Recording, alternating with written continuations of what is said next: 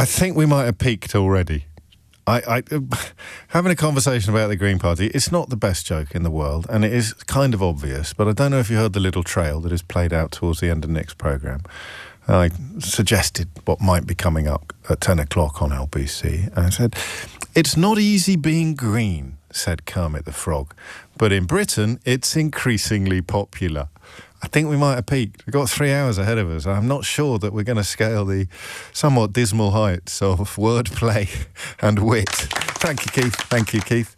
I don't know that we're going to improve on that. Listen, it's up to you.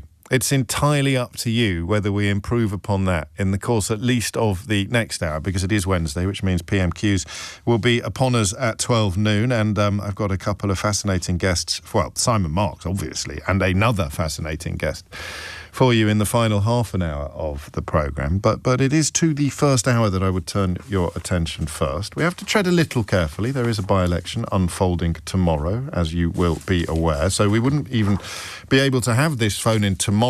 It is a curious facet of our unwritten constitution, or of broadcasting regulations at least, that when a ballot is underway in this country, you can't really, if you do what I do for it, the newspapers can print whatever they want. They can stick a front page banner headline telling you who to vote for, but we can't do anything once the ballots are open. And that's part of the reason why we invented Mystery Hour, actually. In order to be guaranteed at least 1 hour where we won't be running the risk of an Ofcom breach, a breach of Ofcom regulations, or at least we'll be running a much lower risk than we would ordinarily. And it is partly because of that by-election, but more because of the national political picture that I want to turn your attention for the first time to the Green Party as it is in its current form, led by Zack Polanski. Now, I wonder whether we already have a problem. I wonder whether you are already thinking to yourself, why is it the first time?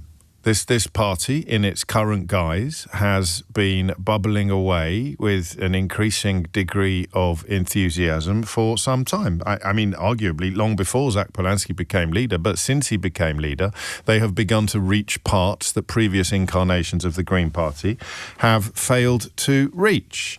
The latest polling from tomorrow's by-election, and a full list of candidates is available at lbc.co.uk.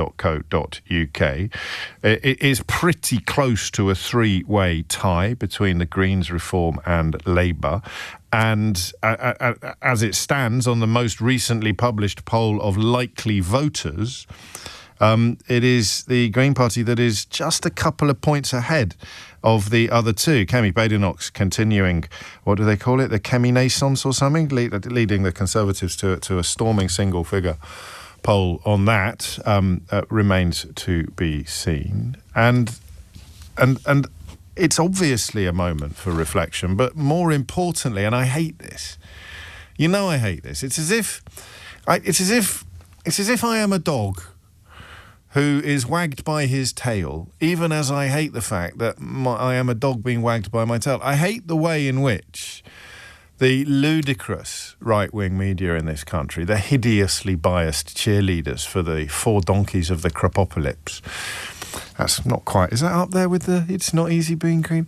Maybe we didn't peak too early, but anyway, that's a repeat. The four donkeys of the Crepocalypse, Boris Johnson, Brexit, Liz Truss and austerity, cheered to the rafters by almost everybody whose name you know in the UK media. There'll be a couple of people whose names you don't know, or who you'd have to check in on, who were getting it right from the start. But if you are successfully positioned in the UK media, if you are prominent enough, well paid enough, big enough, then you will have probably had to, or you will be stupid enough to have done it voluntarily, been cheerleaders for the four donkeys of the Crepocalypse. You'd have been very much in favour of austerity because reasons. You'd have been very much in favour of Boris Johnson. You'd have been very much in favour of Brexit, and you'd have been convinced that Liz Truss was a political and economic genius. And of course, those are the people whose names you know. Make a list of all the columnists, all the commentators, all the commentators, all the broadcasters, maybe even some online figures who are on that side of UK politics, and we will be here until next Tuesday. Make a list of everybody vaguely prominent on the other side of UK politics, the people who've been proved right about Boris Johnson, Brexit, Liz Truss and austerity, and we'd barely get to the 10:15 break. We may not even get to 10 past 10, so tiny and short is that list. And so I hate the fact that the people on the other side of the political divide set the conversational agenda in this country, but they do. And sometimes we push back against it successfully, and on other days we can't, because when they start going for something, you realise that it is evidence of significance. Greens plan to hand illegal migrants free house, a wage and NHS care is on the front page of your Super Soaraway Daily Mail today. And you open up the newspaper and you find Michael Gove's ex-wife describing the biggest creep in British politics as someone other than her ex-husband, which is bold, isn't it? And migrants will never be deported under Greens, based upon some documents that they claim to have discovered, but not based upon anything that has yet been established or published by the Greens. So and you've even got your own little catchphrase from a newspaper adjudged by Wikipedia to be an unreliable news source. They've written, "Beware the Green Menace." So, look, it could be a slow news day. Actually, it is quite a slow news day. It could be evidence that what would we call them? The four donkeys of the Crepopolis cheerleaders? That's too much of a mouthful. The establishment? What does that even mean? Nigel Farage waltzes around the place pretending that he's an anti-establishment figure while whining about having his Coots bank account removed and having enough money down the back of a sofa to forget that he's bought a house, or his girlfriend bought a house, or he bought a house, or they didn't buy a house. It's so hard to keep up. Speaking of which, we should do a little bit of Reform Watch, shouldn't we? Just because Henry Riley is on flexi time at the moment doesn't mean that we should abandon our duties to treat reform with the same levels of scrutiny that the rest of the UK media treats the Labour Party. So, I presume this is evidence that they, as in the people that told you Brexit was brilliant, Boris Johnson was brilliant, Liz Truss was brilliant, and austerity was brilliant, and they're now in the process of telling you that Nigel Farage is brilliant, they are getting very, very worried about the Green Party. And I just want you to tell me why. You can tell me why from a positive or a negative perspective. And by that, I simply mean that you might subscribe to the idea that there is a lot of populism here, or rather a lot of popularity and quite a lot of populism. Populism historically being simplistic answers to complicated questions, or you could come at it from a much more positive angle and tell me that they are refreshing parts that other parties cannot reach. And I don't think I do enough apologising. It's the Catholic in me, isn't it, with the big C. I do enough apologising for the things that I don't know. You might argue I do too much boasting about the things that I do know, but I'm not going to apologise for not having very full and frank answers to this question myself. I can tell you some of the things that I know about the Green Party in its current form. They speak for a heck of a lot of people when it comes to opposition to Israeli genocide in Gaza. And many people, rightly or wrongly, feel that the Labour Party has failed completely to reflect that worldview. Of course, the Labour Party, by dint of being in power, is caught between a rock and a hard place. They can remove pretty much all the weapons licenses that were previously in place for the supply of arms to Benjamin Netanyahu's murderous regime, but they can't cut off all contact with an ally, and nor should they, in my view. A friend, what is it that you say? A concerned friend is a much more helpful position to be in when anybody finds themselves in dire straits than being cutting off the umbilical cord and ceasing all contact. But that puts the Greens in a powerful position while in opposition, because nobody else is speaking up for the vast swathes of the country who are repulsed by what Benjamin Netanyahu's regime has done in Gaza. Just as vast swathes of the country remain repulsed by what Hamas did in Israel on October the 7th. But it isn't a position that you find politically articulated at the moment by anybody very powerfully except Zack Polanski's Green Party. Is that what it is? They seem to be tilting effectively at the gulf between wealth and worker. I don't know. I need more detail. I need meat on bones. But they seem to be articulating that in a way that you might have expected a Labour Party under Neil Kinnock, perhaps, or certainly under Michael Foot to have done.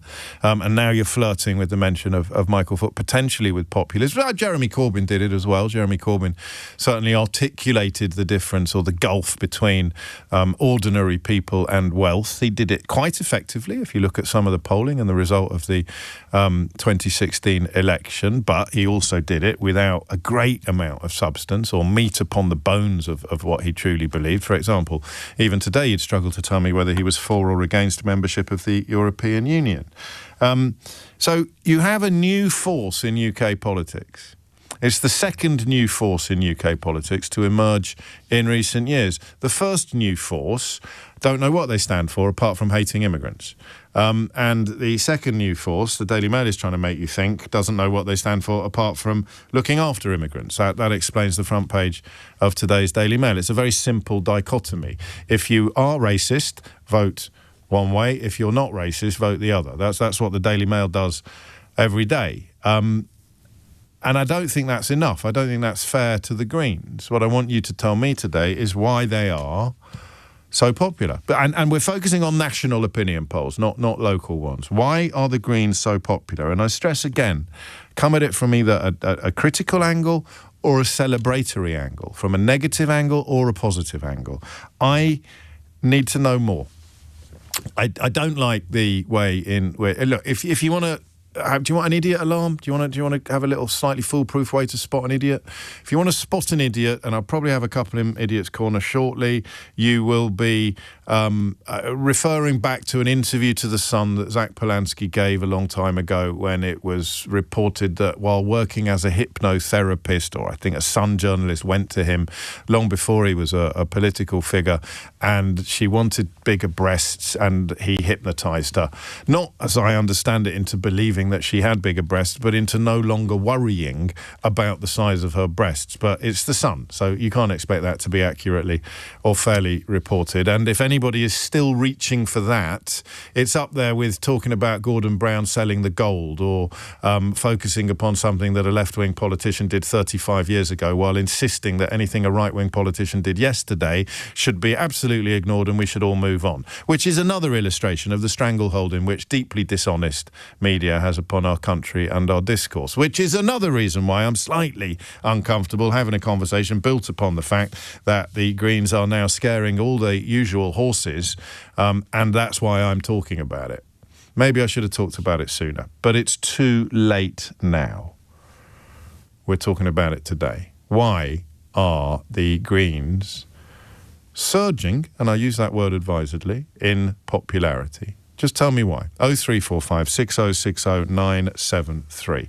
I probably shouldn't have talked about meat on the bones of policy, given that a large number of the Green Party support, or at least the membership, probably lean towards vegetarianism. But I want to move beyond those sort of lazy characterizations and stereotypes. I don't want to get involved in any scaremongering, quite how you could look at what is happening to UK politics at the moment and think that the big worry would be the Green Party is currently beyond me. Who knows? By 11 o'clock, perhaps I will have changed my mind. But I just want you to educate the listener, not me exclusively, although I will be very grateful for your efforts. I just want to know why you think, or why you know, the Green Party is currently reaching parts that other parties fail to reach.